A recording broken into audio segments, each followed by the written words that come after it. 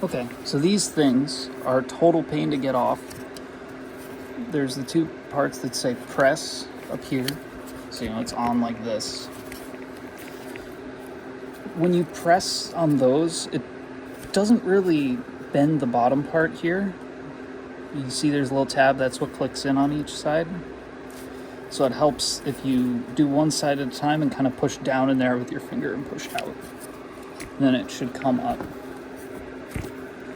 Then when it comes to actually putting the pins in, first you need to remove the red thing so you don't damage it, because this is what keeps the pins actually held in place. Well, there's two things. This is like the fallback in a way. I didn't even grab the thing.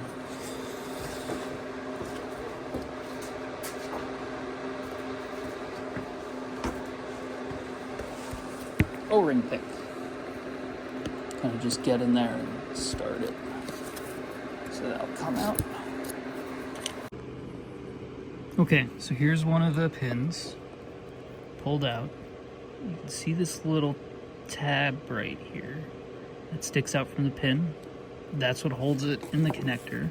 So if while you're removing it, you damage that pin, like that tab that's sticking out right there, it won't stay in the new connector. So you have to be very careful of that while you're doing it. What I found works the best, just have a iFixit kit. This is the, I think, 1.5 millimeter flathead, so it's pretty small. Okay, so you can see here, all the pins are in these slots. There's 4 rows above and below each pin. So this weird right angle looking thing, that's where the tool needs to go in to release the pin. When you go in, keep it toward, like at the sliding along the bottom, basically the closest the wall where the pin is. Go in until you feel it bottom out, and then like pry up and put tension on the back, and it should just slide out.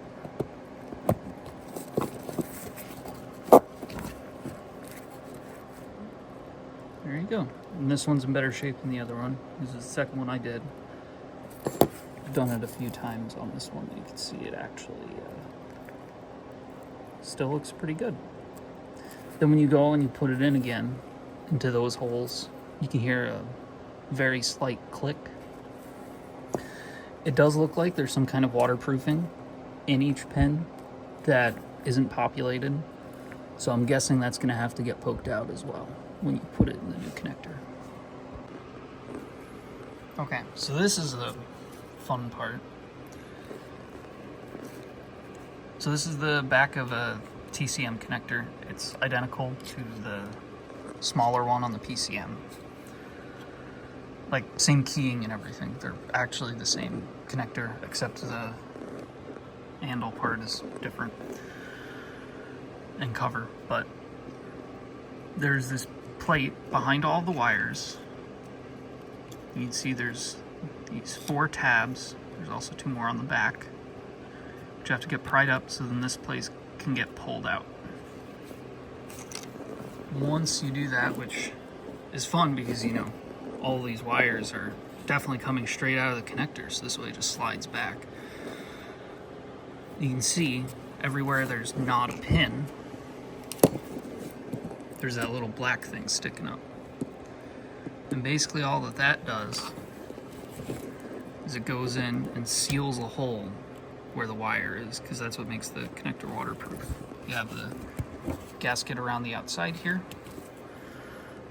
and then you have gaskets around all the wires. So when there's not a wire in the hole, you have to put something in it. So you have this back plate. Hopefully you can just jam that through the pin and it'll just come out. Otherwise, you'll have to pull it up and try not to break these tabs. I broke both on the other side of this connector, so that's great. And then just punch it out from this side. This way you can put the pin in. Okay.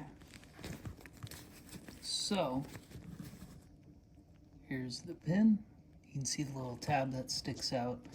With this angle, the way the keying is, that tab has to face down, goes into the hole. Oh, come on.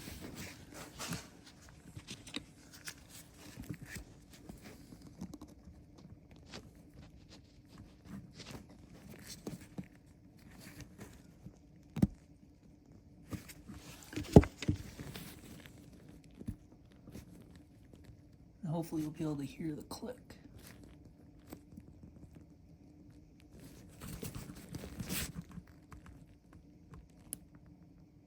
I don't know if you heard it, but when you give it a little tug, it doesn't come back out. So that's it.